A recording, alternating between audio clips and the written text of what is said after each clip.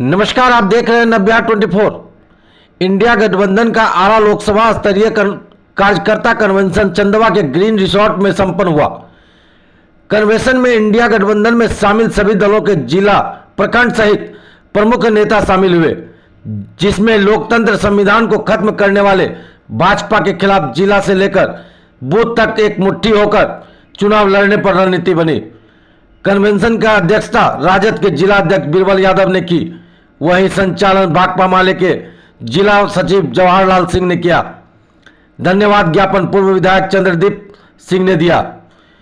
संबोधित करने वालों में मुख्य वक्ता भाकपा माले के बिहार राज्य सचिव कॉमरेड कुणाल, एपुआ महासचिव मीना तिवारी, लोकसभा प्रत्याशी कॉमरेड सुदामा प्रसाद, अंगियाव विधानसभा उपचुनाव उम्मीदवार कॉमरेड शिव प्रकाश रंजन, माले केंद्रीय कमेटी सदस्य राजू यादव, शाहपुर विधायक राहुल तिवारी, जगदीशपुर विधायक राम विशुन सिंह उर्फ लोहिया, संदेश विधायक किरण देवी, पूर्व विधायक अरुण यादव, पूर्व एमएलसी लालदास राय, प्रमुख मुकेश यादव, पूर्व एमएलसी अजय सिंह, जीप अध्यक्ष आशा देवी, प्रधान महासचिव राम बाबू पासवान, जिला प्रवक्ता व छात्र राजद के प्रदेश उपाध्यक्ष आलोक रंजन, इंसाफ मंच के कयामुद्दीन अंसारी, युवा राजद अध्यक्ष शैलेंद्र राम, आप नेता डॉक्टर सुरेंद्र सिंह, वीआईपी नेता अशोक यादव, सीपीएम नेता शिवकेश्वर राय, सीपीआई नेता उत्तम प्रसाद मुख्य रूप से उपस्थित रहे।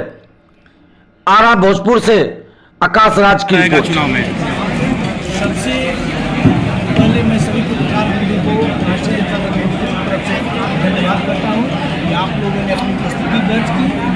हमारे नेता राष्ट्रीय जनता दल के राष्ट्रीय अध्यक्ष और पूर्व डिप्टी सीएम बिहार तेजस्वी यादव जी जो 17 महीने में बिहार के सिस्टम और नौजवानों को जो रोजगार का वादा देने का काम किए थे विगत 2020 के चुनावी रण क्षेत्र में, उस वादे पर खरे उतरने का काम किए और गांव, गरीब, किसान, नौजवान लोग के मान सम्मान की रक्षा के बदौलत पूरे बिहार में 5 लाख जो रोजगार देने का काम किए, नियुक्ति पत्र देने का काम किए।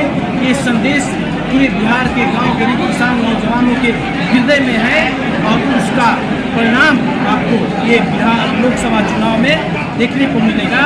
और राष्ट्रीय जनता दल मजबूती के साथ ये भोजपुर आरा लोकसभा निर्वाचन क्षेत्र में 2249 बूथ है, 2249 बूथ पर हम जीत दिलाने का काम करेंगे। और कॉमरेड सुदामा प्रसाद जी महागठबंधन के प्रत्याशी हैं, निश्चित रूप से वहाँ से जीत करके सदन में भोजपुर के मान सम्मान की रक्षा करेंगे। 400 किलोमीटर दूर से आने वाले भोजपुर के आम आवाम और गरीबों के मान सम्मान की रक्षा करने वाले नहीं है।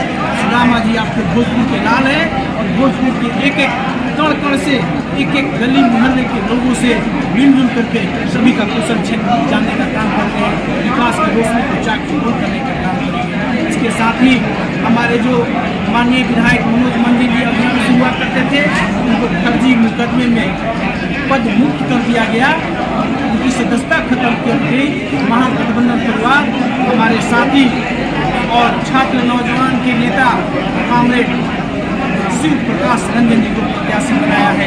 हम लोग अंगियाव विधानसभा भी महागठबंधन के उम्मीदवार को जिताने का काम करेंगे और पूरे बिहार में 400 सीट पर महागठबंधन जीतेगी, देश में कर्षण रहेगा और इंडिया गठबंधन की सरकार। ठीक बीरबल यादव जिला अध्यक्ष राष्ट्रीय जनता दल का तो लोकतंत्र भी नहीं बचेगा। लोकतंत्र नहीं बचेगा तो भी यहाँ के समाज के मजदूरों के, किसानों के, महिलाओं के, आदिवासियों के, दलितों के जो भी अधिकार हैं वो सब खत्म हो जाएगा और देश भी खत्म हो जाएगा।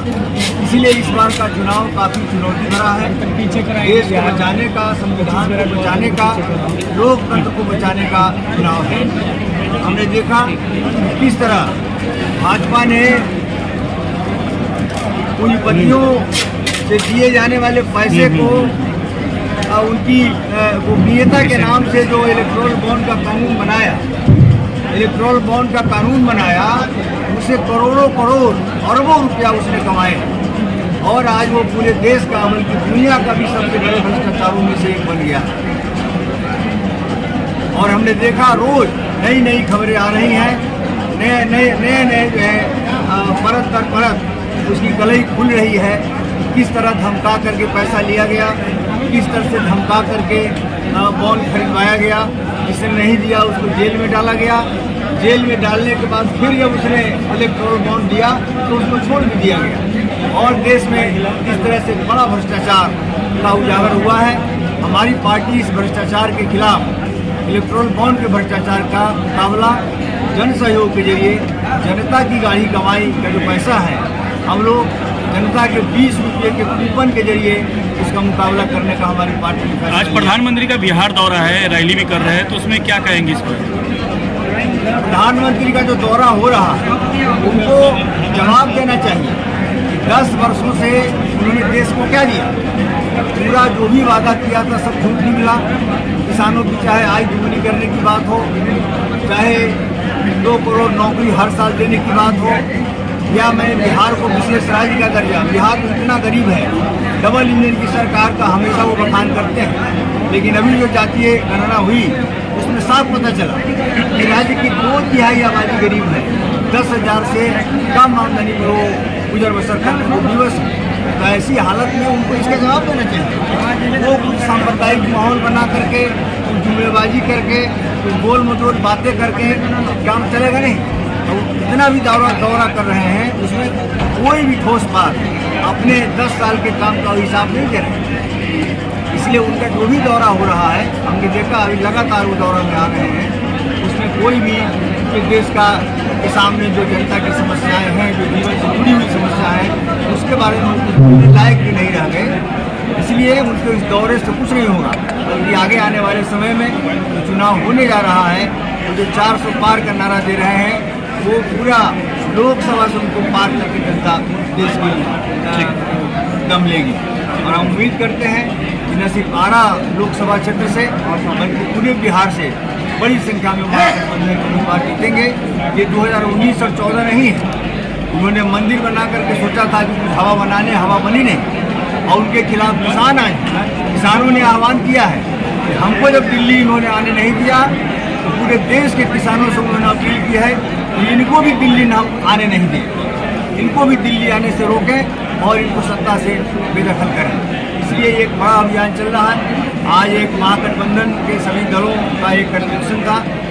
जिला भर के पूरे लोकसभा क्षेत्र के यहाँ कार्यकर्ता, नेता, विधायक सब लोग जुटे थे। इसमें लोकसभा चुनाव में कैसे भाजपा को यहाँ से हम हरावें, इसकी तैयारी पर बातचीत हुई है।